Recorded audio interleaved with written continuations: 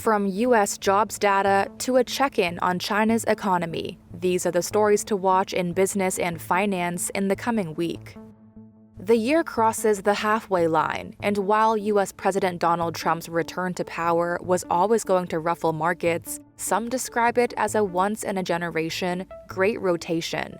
King Dollar is having its worst start to a year since the era of free-floating currencies began, as U.S. debt worries grow. And the Magnificent Seven stocks are flat too, compared to a near 20% leap by Chinese big tech, gold's 25% surge, and a 60% boom in European defense stocks. The latest U.S. jobs data due on July 3rd will shed light on the health of the labor market. It comes as investors are debating at what point the Fed will next cut rates. According to a Reuters poll, June numbers are expected to show employment grew by 129,000 jobs, modestly slower than May's increase.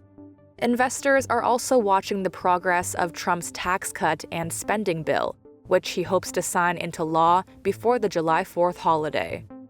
The European Central Bank's annual forum in Sintra, Portugal, gets started on Tuesday.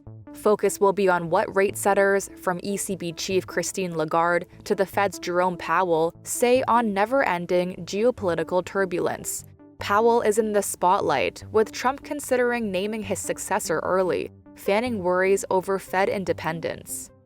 We are halfway through the year, and China's long-awaited economic recovery has barely taken off. Monday's official Purchasing Managers' Index figures will likely paint the same bleak picture investors have faced for most of the year as Trump's tariffs hit manufacturing activity. The Caixin S&P Global Manufacturing PMI reading follows the official release a day later. Chinese officials sound upbeat about the growth outlook, but huge uncertainties loom.